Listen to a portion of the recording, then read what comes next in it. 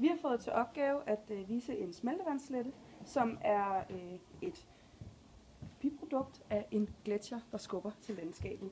Og gletsjeren, det er vandet her. Og jeg skaber rammeregnen med det her stykke pap. Så gletsjeren kommer og skubber og laver en rammeregn foran sig. Og fordi at gletsjeren er vand og is, så skaber det noget nedbør, som ryger foran randmorænen. Som I kan se her, når det er blå, så ryger der vand ud. Og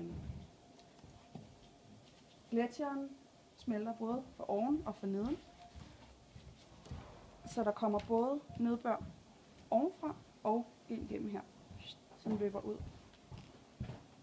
af randmorænen.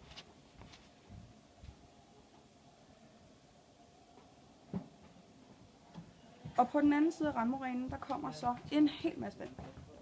Og når det vand, det ligesom er fordampet, så kommer der til at være et fladt areal, som man kalder en smeltevandslette, på den anden side.